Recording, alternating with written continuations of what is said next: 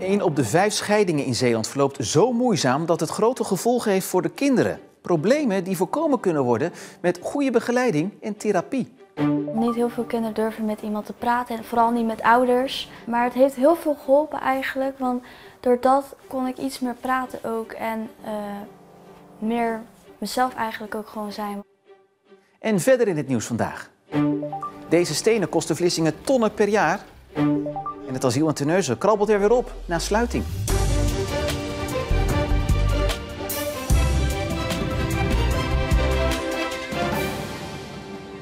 Goedenavond. Per jaar komen zo'n 100 Zeeuwse kinderen in de knel door de scheiding van hun ouders. Dat huwelijken stranden is geen bijzonderheid meer, maar zo'n 20% van de scheidingen verloopt dus zo moeizaam dat de kinderen in de problemen komen. De organisatie Kind in Scheiding Zeeland probeert die nare gevolgen voor kinderen zoveel mogelijk te beperken. Maar de organisatie is nog te onbekend. Goedemorgen, Kind in Scheiding Zeeland, met Natasja van der Wegen. Spreekuur bij Kind in Scheiding Zeeland. De organisatie helpt ouders die van plan zijn om te gaan scheiden. Of bij wie de scheiding al rond is en er problemen zijn. Ruim 12.000 kinderen in Zeeland hebben sinds 2005 te maken gehad met ouders die gaan scheiden. Bij 1 op de 5 verloopt die scheiding moeizaam. Er is dan sprake van een complexe scheiding. Ouders die lijnrecht tegenover elkaar komen te staan. Daarbij kunnen de kinderen in de knel raken met allerlei spanningen en stress tot gevolg. Als allereerst zijn wij een luisterend oor. Het is fijn om op een anonieme en aan een neutraal persoon je verhaal te vertellen, je hart te luchten, lekker boos te zijn of verdrietig te zijn en alles neer te leggen wat er belangrijk is voor jou. In jullie leven staat straks alles op zijn kop, dus dat is niet niks. Ze helpen ouders ook op weg. Ze organiseren speciale trainingen over hoe je het beste kan scheiden. En ze wijzen de weg naar de juiste hulp. Hoe eerder er contact is, hoe beter. Wat wij graag willen, want wij zitten in het preventieve veld. Dus wij willen voorkomen dat kinderen heel veel last gaan ervaren van de scheiding. Dus hoe vroeger je met ons in contact komt, hoe fijner het is voor ons om je stap voor stap te begeleiden in, oké, wat heb jij dan op dit moment nu nodig? En hoe kan je dat dan het beste aanpakken? Dat is heel raar. En jij? Heb jij drama? Heb jij Kind in Scheiding Zeeland heeft op die manier bijvoorbeeld de zusjes Celine en Natasja uit Oost-Soeburg op weg geholpen. De scheiding van hun ouders verliep moeizaam. Het was wel heel moeilijk voor mij en mijn zus. Ook voor mijn vader. Ik voelde me heel erg verdrietig erover natuurlijk. Maar het was wel een betere keuze voor mijn moeder natuurlijk. Nu is iedereen eigen kant op gegaan. En we zijn wel iets meer rustiger, iets meer blijer ook gewoon. En dat merk ik ook. Binnenkort begint er een campagne om Kind in Scheiding in Zeeland bekender te maken. Er komen bijeenkomsten voor gemeentes, GGD en professionals zoals huisartsen. Maar het gaat er ook om bekender te worden bij ouders en kinderen. Een goede zaak vinden de zussen, want door de bemiddeling van Kind in Scheiding Zeeland zijn ze in therapie gegaan. Ik dacht therapie zou me niet helpen en zo, maar sinds dat ik op therapie ga, gaat het veel beter. En de therapeut is ook heel lief, dus ja. Het is heel erg eng natuurlijk om met iemand te praten die je eigenlijk van nergens kent. En ja, het heeft me heel veel geholpen om naar therapie te gaan eigenlijk ook gewoon.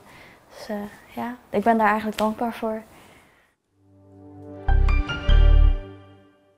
Een 73-jarige man uit Terneuzen en zijn vrouw, die betrokken zouden zijn bij een omvangrijke cannabisfraude, worden overgeleverd aan Spanje. Dat heeft de rechtbank van Amsterdam bepaald. Mede door hun toedoen verloren 180.000 mensen hun investering in medicinale cannabis. Samen hadden de gedupeerden 650 miljoen euro geïnvesteerd. In Nederland gaat het om honderden slachtoffers. Volgens het onderzoeksprogramma Zembla zijn ze pas maanden na een Spaans arrestatiebevel opgepakt en deed het Nederlandse OM aanvankelijk niks.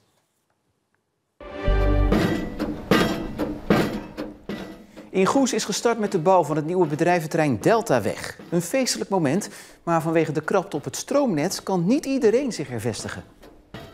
Maar dat neemt niet weg dat wij gelukkig al wel een aantal partijen hebben die het binnen zeg maar, de stroomaansluiting die sowieso gerealiseerd kan worden, het wel kunnen bolwerken. En die gaan gelukkig nu al verder. Ik verwacht daarmee wel dat voordat het bedrijvenpark vol is, we wel wat meer jaren nodig hebben dan dat we misschien ooit initieel bedacht hadden.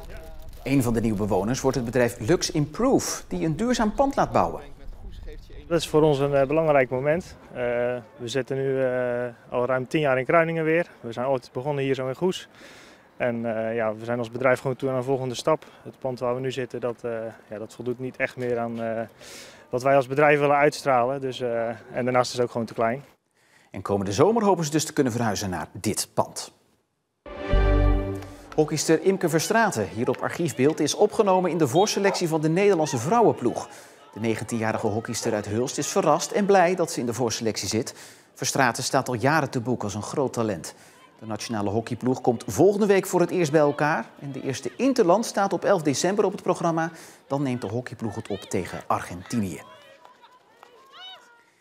De gemeente Vlissingen is ieder jaar €150.000 kwijt aan het onderhoud van het natuursteen in de Vlissingse binnenstad.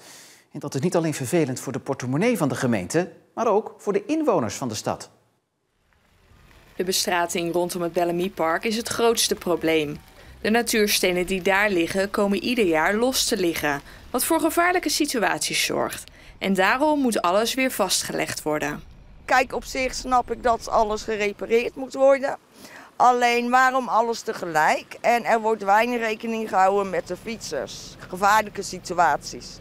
Ik heb ooit begrepen dat dit systeem niet werkt op Nederlandse bodem. En dat dit systeem echt op harde bodem moet. Maar goed, het is proberen waard. Het ziet er mooi uit. Het is wekenlang afgesloten. Mensen kunnen niet goed thuiskomen, kunnen de winkels niet bereiken. Het geeft gewoon overlast. Het is erg duur. En wat mij betreft gaan we iets anders hier neerleggen dan deze stenen. En de werkzaamheden aan die stenen hebben inmiddels al een behoorlijk prijskaartje. De gemeente Vlissingen heeft de afgelopen jaren al 9 ton uitgegeven aan het opknappen van de natuurstenen bestratingen.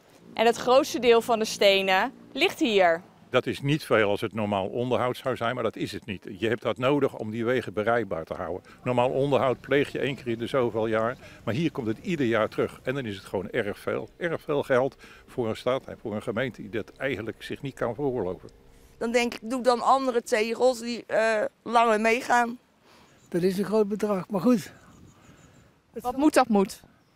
Ja, ze kunnen hier die auto's waarschijnlijk ook niet lozen. Of ze moeten het autovrij maken. Ik weet niet of de horeca daarmee eens is, maar dat zou dan een andere optie zijn. En dan krijg je alleen maar een wandelpad. Die kosten worden gedragen, die worden uit een budget betaald voor onderhoud. Maar daardoor blijven er waarschijnlijk wel andere dingen liggen. Dus elders in de stad gaan er dingen niet gebeuren omdat dit ieder jaar terugkomt.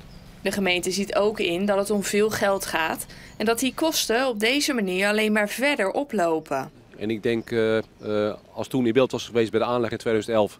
dat dit de onderhoudskosten waren geweest, dat er toch naar een andere oplossing was gekeken. Wordt er dan nu al naar een andere oplossing gekeken of blijven jullie €150.000 ieder jaar betalen? We hebben uiteraard gekeken wat het alternatief zou kunnen zijn. Als we op de rijbaan, dus waar de auto's rijden, de natuursteen vervangen door gebakken klinkers. Dan praat je over een investering van ongeveer 1 miljoen. Dus voorlopig laten we het nog even zo. De straten liggen er nu weer spik en span bij, maar volgend jaar kan het hier zomaar weer overhoop liggen. Het zag er 2 maanden lang niet goed uit voor het dierenasiel in Terneuzen. Doordat de zeer besmettelijke ringworm was aangetroffen bij meerdere katten en ook 2 medewerkers had besmet. Daarom moest het asiel in quarantaine. De sluiting en het extra schoonmaakwerk kosten het asiel bijna de kop. Maar dankzij een crowdfunding is dat voorkomen en is het asiel inmiddels weer open. En na weken kunnen de vrijwilligers dus weer zonder beschermingspakken de katten aaien. Dat voelt heel erg goed. Dat is een opluchting, dat wil je niet weten hoe groot dat is. Van Velzen is onwijs dankbaar voor het ingezamelde geld. €10.000 in totaal. Zonder dat geld hadden ze nu grote problemen gehad. Dan hadden we een vrij groot exploitatietekort gekregen. Dus we zijn ontzettend blij met de crowdfunding. En met een heleboel mensen gewoon geld gedoneerd via onze website. En ook die mensen moet ik heel hartelijk bedanken. Het asiel had wel pech. Vorig jaar de niesziekte, nu de ringworminfectie. Toch houden de vrijwilligers de moed erin. hopen op betere tijden. En ja, de zaken heel scherp in de gaten houden. En om een volgende uitbraak te voorkomen zullen de vrijwilligers extra alert zijn. Inmiddels zitten er ruim 70 katten in het asiel en daarmee is het asiel vol. Dus wie nog een pluizige, miauwende viervoeter zoekt, weet nu waar die moet zijn. Het begon vanmorgen hoopvol met opklaringen, maar al snel kreeg de bewolking de overhand. En bij wat regen, bij maximaal 15 graden. Morgen belooft nog geen beterschap met bewolking. Verspreid over de dag nog steeds regen bij wederom 15 graden. Woensdag start dan nog met regen, maar later droog. En tegen het einde van de week weer een grotere kans op zonnige perioden. En tot zover deze Zeeland Nu van vandaag. Voor het laatste nieuws kan je natuurlijk altijd nog terecht op onze site of in onze app, of alle twee. Voor nu in ieder geval nog een hele mooie avond.